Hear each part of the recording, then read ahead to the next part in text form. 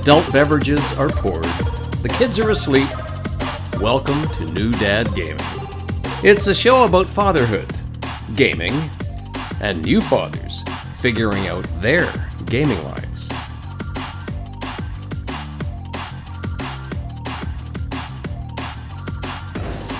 My name is Trevor, and I have an 8-year-old and a 6-year-old. And I'm Jeff. I have a 13-year-old and a 10-year-old. So when you have kids, some parents seem to like to think, although let me throw it into the catchphrase that I tend to forget every single time. On this show, we try to demonstrate that just because you became a dad Does not mean it's game over. And the better segue from what I had first started with would be, it's not game over, because some people tend to think that when you have kids, your dreams die. Right. But would you say it's perhaps like your final fantasy? Oh when my you have God. This transition is amazing. Did you? Okay, you didn't. I said dreams die, and you didn't for a moment think Final Fantasy. You didn't see that coming at all. No, I didn't. I did not see that coming. I mean, if you worked in like some sort of like, life is like a stream, and Some say that we live in a very materia world, but but I'm not a material girl like Aerith. And yeah, get your head out of the cloud. But let's go. oh, these are great. These are perfect. We're using these later. Okay.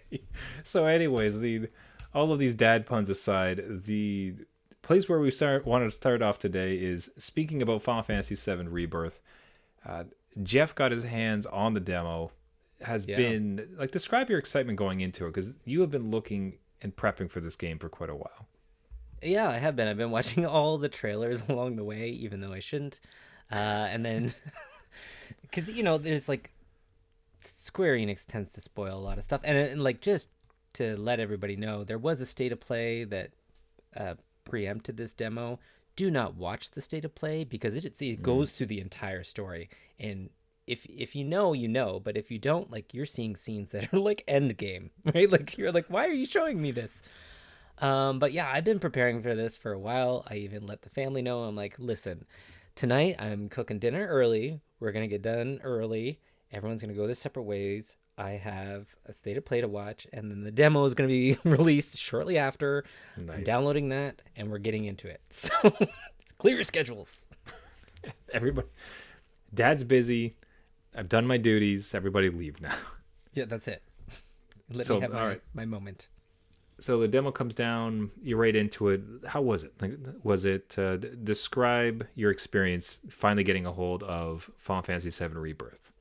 So this is one of the ones that I stepped into it, and it still blows me away on how your childhood memory of that 2D kind of artwork with, 3D sprites kind of thing run around, how they've pushed that into a 3D world and still kept the vibe of it. So I'm like a kid in a candy store. This is amazing. I'm in old school Nibelheim, going around in this 3D world that in my mind already existed, right? And they're just pushing that into this gameplay where, again, I'm just happy to be there. I'm happy to be a part of it. So I was, very excited to get into it and experience the demo, which is pretty lengthy. It's, an hour and a half, I think. And then they're going to update the demo later. So you even get like a second demo that comes out, which is a different part of the world that you get to experience. But I will, anybody who's a fan of the original or has played Remake, definitely download it and get into it. It is so much fun. It's like one of those things where you wondered how they were going to do an open world, because that was a big question mark for a lot of people. Like, the original game was a huge spanning world. You had airships, you had boats, you had everything. So how are they going to do that without loading screens with this vast space? And it looks like they might pull it off. So I'm excited to see it. We only have a couple weeks left until the full game, so I am excited. It's just it validated my pre-order, put it that way. Nice. Yeah, I don't want to give. Look, it is a corporation. It's a company. They're trying to make money, right? So I don't want to try to be too hyperbolic about it. But the one thing I just continue to think about is how courageous this is. The fact that they would take such a property, such a beloved, like, cornerstone gaming property as Final Fantasy VII, and then have the artistic vision and merit and the courage to go after it in an actual meaningful way, right? You could just up-res it and, like, okay, here you go, fanboys, enjoy it. And 10 out of 10s, everybody kind of gets it. But for them to, as you said, in your what you just mentioned, like, capture the vibes, but then drag everything about this game into a modern setting, a modern gaming style, and be willing to, like, play with the material of it, like, play in the world. So it's the reimagining of it. Like, yeah. Is that how you take it? Like, I'm just really, I'm so happy that this thing kind of exists in it and how they've done it. Yeah, and I think courage is a good word to use with them, because they are remaking pieces of this, right? So they're even being, they play to their fan base, but they're all like, hey, we're going to expand on this a little bit. So even the portion they give you in the demo, there's bits in there that you didn't experience in the original game, right? That adds to the world, and there's callbacks to other parts of what's going to go and what's going to happen. And there's a lot of flashbacks that you did not play.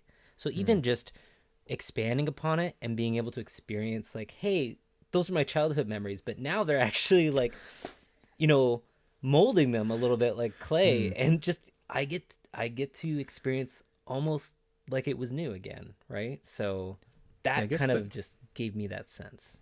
I'll be curious if our kids experience the same thing, but in our minds, we can think back to the original Final Fantasy. Like, so we go back to Nintendo, or even on some of the Super Nintendo ones, and most pertinent, probably most, like, salient in our minds is the one from PlayStation with Final Fantasy VII, right? Yeah. If you were to ask us what it looked like and what it felt like, I would say it looks like this game, like Final Fantasy VII Rebirth. As far as, like, the action, the graphics, like those intense moments, like, this is what it looked like as far as my memory is concerned, and they somehow have managed to. It just seems like they really understood the assignment and have managed to kind of, like, pull that essence out and to do it. So it wasn't just, okay, here's a game. We need a name that people recognize. I'll just call it Final Fantasy. We're done. Yeah. Like, it seems like there's just people who are completely steeped in that game and played it along with us during that time. And here we are, right? Yeah, they put a lot of care into it, and you can see that come through in a lot of this. So I'm with you. Like, I think anybody that can, grab a hold of that again and get into this demo in the Rebirth world will be pleasantly, not surprised, but, like, excited to be there. Yeah, their faith in the company and then the property will be rewarded. Sounds like it's going to be just a great gaming story. So it's just so exciting to see. So you come away. So again, it just has a final summary. Thumbs up. We're looking at thumbs. I will be living in this world probably of when launch happens at the end of the month for a good, I don't know, Witcher 3 is my standard. So that took me about 9-10 months. I'll probably be in here for about that. Yeah, hopefully it won't be my final fantasy, but I'll be here for a while. So yeah, thumbs up for anyone that has a PS5 and is able to get it. Very good. Now, if you need your Chocobo itch scratched a bit faster than when this will actually release, there is the previously mentioned Crisis Core, and I believe a listener had actually turned you on to the fact that the remake of Crisis Core, which is originally a PSP title, if everybody remembers that doomed console, little handheld, the Crisis Core came out, but again, kind of like a smaller, beloved version of it, but one that you had never played, but a listener had turned us on to perhaps check out this re-release that came out. Yeah, thanks to DJ Ronnie B, or Light Party Podcast, who's like, hey, there's a lot of Easter eggs in that Rebirth demo. You should really play Crisis Core. I'm like, you know what? I probably should, because I did miss out on it. But you didn't own a PSP? I did. I didn't get around to this one. I don't know what happened. You of all people. I know, right? Like, I should have had it. Like, that should have been my first game. Look at him dodging around. This is Elden Ring before there was Elden Ring, but set in the Final Fantasy world. It really is. I got into it and I'm like, yeah, I can dodge and do all this stuff. I have those Elden Ring fingers. This is not a problem. Like, I'm not sure about there's that gambling kind of lottery thing that's going on in the top left corner. I still haven't completely learned all the ins and outs of this game, but I'm having a blast with it. So thank you again, DJ Ronnie B, for like suggesting it and maybe like planting that seed a while ago. Or like, hey, you should really play Crisis Core. And I never really got into it until it was on sale. I'm like, you know what? I have a couple weeks to spare before Rebirth. Why not, brush up on some prequel stuff, right? Perfect. Get back and bone up on some Final Fantasy background, fill in some pieces, and Yeah. have some preparation for it's like birth classes that we all went through as dads. This is before you get into Rebirth, Jeff. You need baby classes. I think that's a good way to put it, especially with Rebirth and everything. So that's no, it's great. It's one of those things that just a shout out again, runs well on the Steam Deck, and that's where I'm playing. Again, it's on sale, runs on the Steam Deck. I can play mobile and then watch my Rebirth demo. It's all there. good. You go. Everybody wins. We are living in the future, everybody. We are. But as things get rebirthed, other things must die, and apparently that might include Xbox exclusives. So I got a lot of thoughts about this, but let's cue up the story. I have a difficult time believing any listeners are unaware of this story, but why don't you walk through kind of the broad strokes of what I'm talking about happening at Xbox? Yeah, so it was just kind of put out there into the universe that some exclusives are going to be making their way to PlayStation. The rumor mill started generating a whole bunch of at first it was like, hey, maybe Indiana Jones, Starfield, Gears of War, and then it went into Halo, and it's like, oh well, Hellblade's not safe, and it just kind of spun from there, and now you're like, well, I guess Xbox is porting all its games over to PlayStation, right? And I think that's where everybody was kind of at, and the brand was dying and everything was going to burning around, and those gifs where it's just everything's on fire, it's like, this is fine. Yeah, this is fine. So I think at one point the head of Xbox came in and kind of calmed those waters a little bit. Yeah, or not. So Phil, the rumors came out. So Xbox basically said, look, or rumors started to come out that it seems that Microsoft is going to have Xbox games appear on PlayStation. Oh my God. Gear of War, Halo, wherever you want to go. That's it. Dear Phil Spencer of Xbox catches wind of it and then basically, kind of in a subtle way, kind of just confirms it without confirming it. But he states in a tweet or an X, we're listening and we hear you. We've been planning a business update event for next week where we look forward to sharing more details with you about our vision for the future of Xbox. Stay tuned. So ominous. Yeah. And I'd be curious to hear from listeners. Anybody wants to write in, kind of tell us your story. I'd love to kind of play some of those out. And that's at New Dad Gaming on Twitter or anywhere else you can find us, newdadgaming.com. But here's my take. I'm very interested in yours. Is I almost feel like the outrage is manufactured for the clicks. Because I try to think about anybody that we've talked to, any of the dads out there. You got a couple little ones in your household. You got maybe a PlayStation, maybe you have an Xbox. You sit there playing. You enjoy sharing games with your family. Oh, this new game came out. This will be fun. And I try to think about that person getting seething, just becoming seething with rage at the thought that Gears of War is going to show up on a PlayStation. Just flipping tables and throwing their Xbox into the sea because I'm just so upset that a different console can play this game that maybe or maybe not I've played.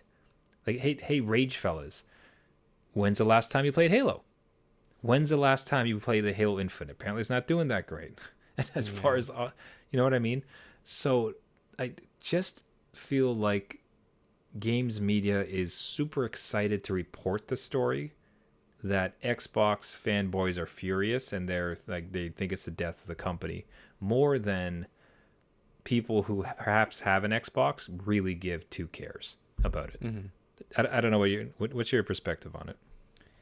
Yeah, well, as somebody that doesn't really own an Xbox or is in that ecosystem, I view this as like, again, it's a win where I can play those games I haven't been able to play. But putting myself into those shoes of others, I could see like, hey, we've waited this long for something to happen. Your two biggest kind of top tier hits kind of, a little bit fizzled, I think is fair to say, or it didn't move consoles. So to not come with like, hey, we're going to try again and kind of, well, we don't know if they're giving up, but I think the writing was on the wall for a bit. Like everything was moving to Game Pass, right? So I don't think it should be a surprise to anyone. I don't think anyone's going to throw out their consoles. I don't think the anger is really there because you still be able to use those consoles. Yeah. Like when I log into Xbox, the next time I log into Xbox, this is the only time it becomes a problem. So I log into my Xbox and you know what? I'm going to play Starfield. And a pop-up shows up, a little PlayStation icon. Hey, listen, I'm sorry. Jeff is playing Starfield right now. You can't have it because this PlayStation has it. Okay, right. Now it's a problem. That means that the console is useless because I can't play the game. But I still can play the game. It has no bearing whatsoever. And then, I mean, again, they're talking about exclusives, and we just mentioned Crisis Core. Do you know where I can buy Crisis Core? On Steam. Everywhere. And do you know where I can use Steam on? On my Microsoft Windows computer. So what are we talking about? I pick up my Switch. You know what game I purchase? Sonic. It's just, right. Yeah. What in the modern context of cloud and digital and everything, like what is the meaning of consoles exclusives? Like you can get Game Pass, Luna. Yeah, Game Pass and Luna on Samsung TVs. You don't need any console. You don't even need a computer. You can just have a Samsung TV hanging on your wall, and you can just connect any controller and play it. What is the point of being upset about billion-dollar companies deciding to have more people have access to fun, cool games? Yeah, it's kind of one of those. Okay, so like, I love digital. It's convenient for me. I can share it with my kids whenever I need to. Like, it's not a problem, right? I'm not afraid of the disc breaking. The only thing I can see as a con to this is that if this in fact goes ahead and Xbox is like, hey, you know what? No more consoles. We're just really gonna do Game Pass and port all these things over. I would be worried from a physical media perspective, like, oh, my discs aren't going to work anymore, or those discs won't be available and this console has to be online only or whatever. But we'll see where it goes, and it's really just as a gaming dad, it's I'm not cheering them on, but it's kind of like one less thing to buy for the family. Like, yes, there's Game Pass, and I could totally subscribe to that. Like, you on this show is like, hey Jeff, you should get Game Pass, and I've considered it. But like, it is one less console to buy if they get out of that race, right? And it's just it makes my Grandma's going to be less easier. confused. That's right. Grandma is that on the Xbox One? 4? It's like, no, that's not a thing, Grandma. Come on. Yeah. And again, I like I said before, I'm excited to play some of the exclusives that I missed out on. Like, I haven't played any of the Halos. Or the Gears of War, or even Starfield. I've been watching you play. So yeah. And if that gets ported over, why not? And it's just weird. So according to, and this is where I just don't, and I might be ignorant, and guys, like, write in, listeners, if I'm wrong on this, but like, I'm not angry. Like, that's cool for me. Like, I'm kind of happy you get to play Starfield. Like, that's great. Like, hey Jeff, look, Starfield's available on PS5. Go. Like, it's a really fun game. Maybe we can meet up. Like, if they do, especially if they start doing crossplay. Like, what, are they not going to do crossplay? That would make right. Make any sense. so literally now you and I can even play together on some of this stuff. So it just I don't think the rage is there. What I think there are clickbait folks. Like, there's people on Twitter, which I think really people seem to really misconstrue as real life. Yeah, it's like just and I'll tell you what, folks. You want to get a good example? Just scroll through your Twitter feed and then go to a diner for breakfast and compare those two worlds. They're very different. That's not how the real world is. So I think that people who create content for Xbox or for gaming are super excited and thirsty for this story about the console war starting up, and gamers are really mad about it. And I think about buddies like you and I who are like, yay, we can now play. Or like our kids, it's like, if our kids started playing games together, it's like, well, I got an Xbox and you have a PlayStation. Doesn't matter. Like, all of our kids can play together. This is great. Yay. Yay. Yeah, and that's like the dream state of what might happen here, right? Like, if again, we don't know what the next step is, and all the anger is out there on, it's doomsday, everything is going to end and you won't be able to see anything. But it might just be like, hey, we're just really going to get into Game Pass. Everything's going to be on a platform. You can play anywhere on any device, regardless. I'm waiting for Game Pass to be natively on Steam Deck. That would be so fantastic. Cool. That would be because there so are workarounds, but like a native app would be great. But yeah, as a gamer, I think it's a time to like, oh, there's more options for me in that way, less options console way, if that's what happens. But the only kind of sticking point would be like, well, why'd you go out and buy companies and then do this? But like, that's an aside point. Like, let's see. I'm trying to. This is dangerous territory. So everybody, we're all gonna. Are you scrolling through the hate farming here? Let's do some hate farming because I want to just get a sense of it, right? And okay. I also don't like. I really don't want to like. It's not about calling out anybody in particular. So it's not. Oh, look what this guy said. I'm more just trying to gauge the comments to try to align it to what we're saying. So I'm not going to read out like who these folks are. And again, it's not a representation of who they are. This is just tweets into the ether. Going to be real with you guys. People that trying to tell Xbox guys that they should be open to these games coming to other platforms. Most of them don't play on Xbox. So it's so easy to make comments on something that is not the ecosystem you have money invested in. Again, it doesn't affect you. Like, you still get games. Yeah, and even with like, I'm even thinking like physical accessories, right? Xbox controllers work with pretty much anything, right? Like, it's a Bluetooth signal or whatever. So if you bought all those products, they should be working. Yeah, the only thing I could imagine it might be would be if.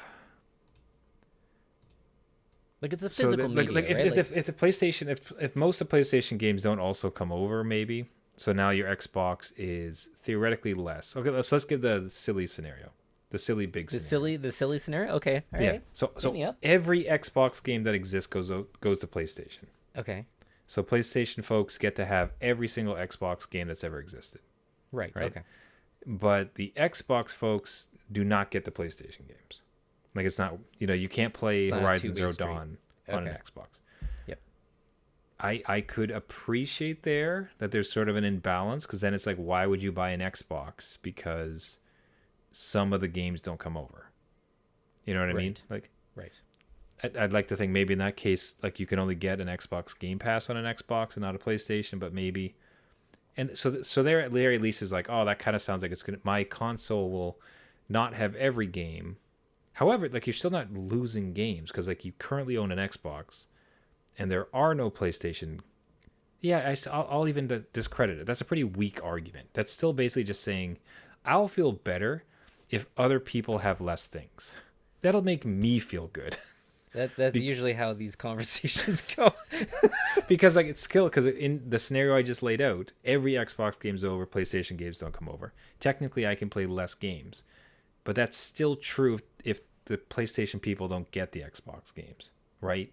Like, that them not having it doesn't mean that I get more either way. So it's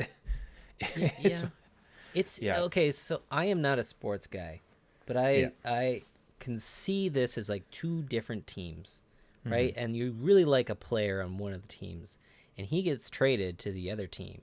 Now, do you hate your favorite team, or do you follow your player over to the other team? And you have this weird, like, well, do I need to hate anything, or can I just enjoy the game that it is? Right? Can I cheer for both teams now, maybe?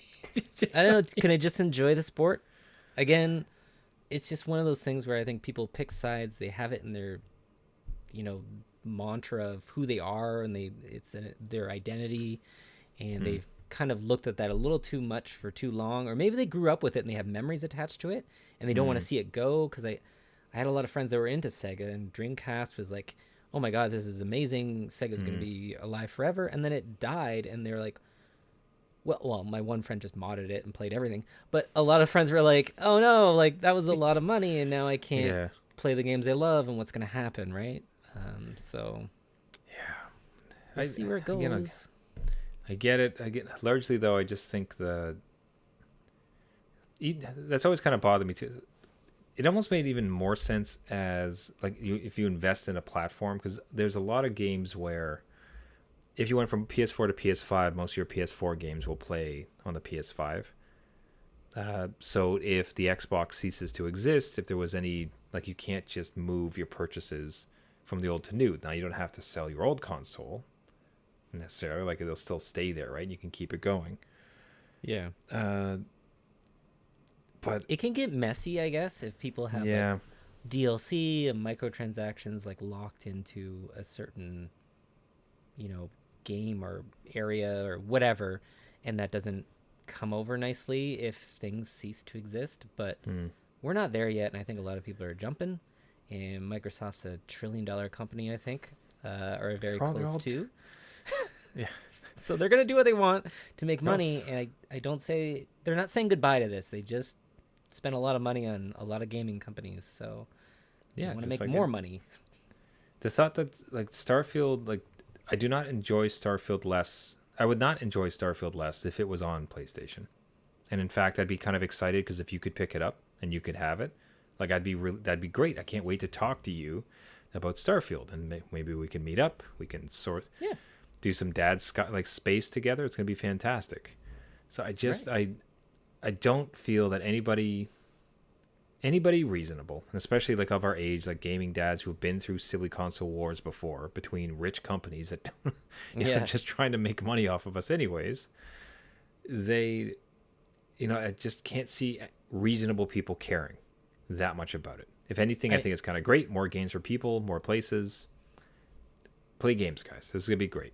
Yeah, I think you're right. And again, my kids don't know any of this. Do you know what I mean? You think the kids would care and like, oh no, whatever. No, but it's the adults that have grown up with this, and you're like, yeah. It's like, what's an Xbox? Is that a type of phone?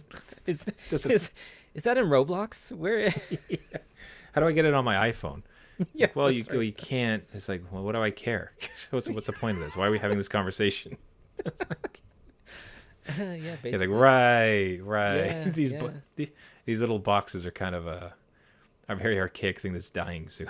Right. That's what it is. Yeah. Oh, everybody just get a gaming PC. You'll be fine. Everybody get a Steam Deck. You're gonna be fine. There you go. Everybody I'm happy. wins. All right, everybody. We'll wrap it up there for the week. Hey, legitimately, if you do have some thoughts on this, would love to hear from fellow gaming dads to see if I have the right pulse on it. I might be completely off, and there might be some really good reasons why Xbox games should not be on PlayStation. But be happy to hear about that. We absolutely adore hearing from you. One of the best parts of doing this show now. So reach out at New Dad Gaming or newdadgaming.com. You can also, and if you like the show at all, what really helps out is if you subscribe. You can find us on any of the major podcasting networks: iTunes, Google Play, Spotify, Caster, anywhere where you get your podcast. Just search for New Dad Gaming. Give us a subscription. What really helps is a rating and a comment. Boosts the signal, gets us out there to as many gaming dads as possible. We'll form cliques of Xbox versus PlayStation. We'll march at each other slowly, snapping in a very threatening manner. We'll have a dance off. Got it. Yep. A little dance off because we're not going to fight each other. I have to go to work tomorrow. What are you, crazy? They're gonna be like Fortnite dances, right? Yeah, exactly. Who can Fortnite dance better? With just like a crowd of kids just shaking their head in utter shame. Like, what is? Oh my god, just the cringe of it. Yeah. For the cringe alone, we have to do it. That's gonna be the best part. Of course. Yeah, absolutely. All right, everybody. That's it for this week. Thanks so much. Until next week, my name is Trevor, and I have an 8-year-old and a 6-year-old. And I'm Jeff. I have a 13-year-old and a 10-year-old. What were you gonna say? I was gonna say, and I'm an Xbox player. Oh. And I'm a PS4 5 player. But we can be friends. Meet you in Starfield. Meet you in Starfield in the future, buddy. That's right. Remember, everybody, just because you became a dad Does not mean it's game over.